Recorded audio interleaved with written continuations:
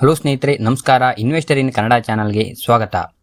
ಇವತ್ತಿನ ಪ್ರಶ್ನೆ, mutual funds ಹಾಗೆ ಇಟಿಎಫ್ಸ್ನಲ್ಲಿ ಎಕ್ಸ್ಪೆನ್ಸ್ ರೇಷಿಯೋ ಇರುತ್ತೆ, ಅದನ್ನು ಹೇಗೆ ಕ್ಯಾಲ್ಕುಲೇಟ್ ಮಾಡ್ತಾರೆ ಹಾಗೆ ಯಾವಾಗ ಡಿಡಕ್ಟ್ ಮಾಡ್ತಾರೆ? ಮ್ಯೂಚುವಲ್ ಫಂಡ್ಸ್ ಹಾಗೂ ಇಟಿಎಫ್ಸ್ನಲ್ಲಿ ಇನ್ವೆಸ್ಟ್ ಮಾಡ್ತಿರೋರು ಈ ಎಕ್ಸ್ಪೆನ್ಸ್ ರೇಷಿಯೋ ಬಗ್ಗೆ ಕೇಳಿರ್ತೀರಾ? ಗೊತ್ತಿಲ್ಲ ಅಂದರೆ ಸಿಂಪಲ್ ಆಗಿ ಹೇಳ್ತೀನಿ, ಅರ್ಥ ಮಾಡ್ಕೊಳ್ಳಿ.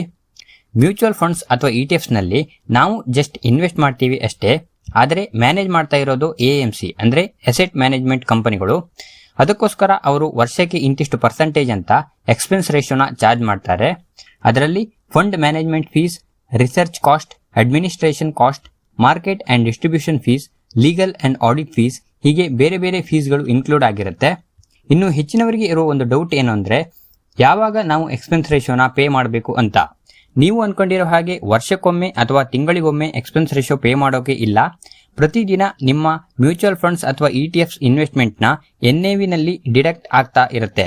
ನೀವೇನು ಮ್ಯಾನ್ಯುವಲ್ ಆಗಿ ಪೇ ಮಾಡೋ ಅವಶ್ಯಕತೆ ಇರೋದಿಲ್ಲ. ಫಾರ್ ಎಕ್ಸಾಂಪಲ್, ನಿಮ್ಮ ಇನ್ವೆಸ್ಟ್ಮೆಂಟ್ 1 ಲಕ್ಷ, ಎಕ್ಸ್ಪೆನ್ಸ್ ರೇಷಿಯೋ 0.80% ಅಂತ ಅಸ್ಯೂಮ್ ಮಾಡ್ಕೊಳ್ಳಿ. 1 ಲಕ್ಷ ಇಂಟು 0.8% ಅಂದರೆ 800 ರೂಪಾಯಿ. ಈ ಥರ ಒಂದೇ ಸಲ ಡಿಡಕ್ಟ್ ಆಗೋದಿಲ್ಲ. ಈ 0.8% ಡಿವೈಡೆಡ್ ಬೈ 365 ಮಾಡಿದರೆ 0.00219% ಪರ್ ಡೇ. ಅಂದರೆ ಈ 0.8% ಎಕ್ಸ್ಪೆನ್ಸ್ ರೇಷಿಯೋ ಇಯರ್ಗೆ ಆಗಿರೋದ್ರಿಂದ ವರ್ಷಕ್ಕೆ 365 ದಿನ. ಅದಕ್ಕೆ 365ರಿಂದ ಡಿವೈಡ್ ಮಾಡಿದರೆ ಪರ್ ಡೇ ನಿಮಗೆ ಎಷ್ಟು ಪರ್ಸೆಂಟೇಜ್ ಎಕ್ಸ್ಪೆನ್ಸ್ ರೇಷಿಯೋ ಅಪ್ಲೈ ಆಗುತ್ತೆ ಅಂತ ಗೊತ್ತಾಗುತ್ತೆ. ಇಲ್ಲಿ 1 ಲಕ್ಷ ಇನ್ವೆಸ್ಟ್ಮೆಂಟ್ ಇಂಟು 0.00219% ಅಂದರೆ ದಿನಕ್ಕೆ 2.19 ರೂಪಾಯಿ NAV ಅಲ್ಲಿ ಡಿಡಕ್ಟ್ ಆಗುತ್ತೆ. ಹಾಗಂತ ಪ್ರತಿದಿನ ಇಷ್ಟೇ ಕಟ್ಟಾಗುತ್ತೆ ಅಂತ ಅಲ್ಲ. ನಿಮ್ಮ ಇನ್ವೆಸ್ಟ್ಮೆಂಟ್ 1 ಲಕ್ಷ ಇದ್ದಿದ್ದು 1,10,000 ಆಗ್ಬೋದು, ಅಥವಾ ಕಡಿಮೆಯಾಗಿ 90,000 ಕೂಡ ಆಗ್ಬೋದು. ಆ ಫಂಡ್ ವ್ಯಾಲ್ಯೂ ಮೇಲೆ ಎಕ್ಸ್ಪೆನ್ಸ್ ರೇಷಿಯೋ ಕ್ಯಾಲ್ಕುಲೇಟ್ ಆಗಿ ಡಿಡಕ್ಟ್ ಆಗುತ್ತೆ. ನಿಮಗೆ ಎಕ್ಸ್ಪೆನ್ಸ್ ರೇಷಿಯೋ ಕಾನ್ಸೆಪ್ಟ್ ಕ್ಲಿಯರ್ ಆಗಿದೆ ಅಂತ ಅನ್ಕೋತೀನಿ.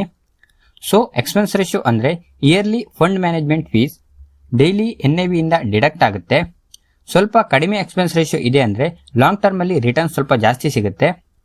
ಮ್ಯೂಚುವಲ್ ಫಂಡ್ಸ್ಗೆ ಕಂಪೇರ್ ಮಾಡಿದರೆ ಇಟಿಎಫ್ಸ್ನಲ್ಲಿ ಎಕ್ಸ್ಪೆನ್ಸ್ ರೇಷಿಯೋ ಕಡಿಮೆ ಇರುತ್ತೆ. ಮ್ಯೂಚುವಲ್ ಫಂಡ್ಸ್ನಲ್ಲಿ ರೆಗ್ಯುಲರ್ ಫಂಡ್ಸ್ಗಿಂತ ಡೈರೆಕ್ಟ್ ಫಂಡ್ಸ್ನಲ್ಲಿ ಕಾಸ್ಟ್ ಸ್ವಲ್ಪ ಕಡಿಮೆ ಇರುತ್ತೆ. ಇದಿಷ್ಟು ಕೆಲವು ಕೀ ಪಾಯಿಂಟ್ಸ್ಗಳು.